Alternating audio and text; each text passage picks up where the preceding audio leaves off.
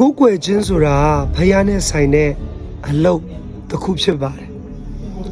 အကောင်းဆုံးလှုပ်ဆောင်တတ်ခြင်းဟာလဲကိုးကွယ်ခြင်းဖြစ်တယ်ဆိုတဲ့အရာကိုနားလည်စေချင်ပါတယ်ခဏကပ္ပဦးချင်းခန်းကြီး၄မှာဘုရားသခင်ကိုရစ်ပူဇော်ဖို့ရန်အတွက်ကာအီနာနဲ့အာဘေလတို့ညီကိုနှစ်ယောက်ကပြင်ဆင်ပြီးတော့ပူဇော်တဲ့အထဲမှာကိုးကွယ်တဲ့အထဲမှာဘုရားသခင်ကကာအီနာရဲ့ရစ်ပူဇော်ခြင်းကိုးကွယ်ခြင်းကို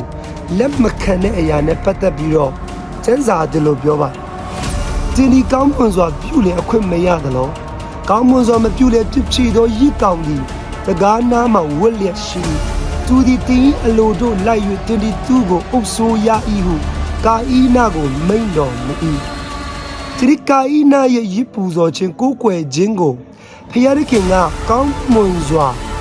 အကောင်းဆုံးမလုပ်ဘူးဆိုပြီးတော့ဆိုလိုနေခြင်းဖြစ်ပါဒီနေ့ကျွန်တော်ရဲ့ယုံကြည်သူဖျားသားသမီးများအနေနဲ့ကိုးကွယ်ခြင်းဆိုတဲ့ဖျားနဲ့ဆိုင်တဲ့အလုပ်တစ်ခုကိုကျွန်တော်တို့ကတာဝန်ချေယုံဝတ္တရားတစ်ခုအရာဒီနေ့ပြီးရင်ပြီးရောဖြစ်တယ်လို့လှုပ်ဆောင်ရမယ်အမှုအရာအလုပ်တစ်ခုမဟုတ်ပါဒီနေ့ဖျားခင်နဲ့ဆိုင်တဲ့ကိုးကွယ်ခြင်းအမှုအရာကိုဒီနေ့ကျွန်တော်ရဲ့အတ္တတဲမှာအကောင်းဆုံးပေးအပ်ခြင်းအကောင်းဆုံးလှုပ်ဆောင်ခြင်းအကောင်းဆုံးအချိန်ပေးခြင်းအကောင်းဆုံးပြင်ဆင်ခြင်းအရာတွေအားဖြင့်ဒီနေ့ကျွန်တော်တို့ကဖျားကိုကိုးကွယ်တဲ့သူတွေဖြစ်ဖို့ရန်အတွက်လှုပ်ဆောင်ဖို့ရန်အတွက်လိုအပ်တယ်ဆိုတဲ့အရာကိုဒါမှကြလေဖျားသခင်က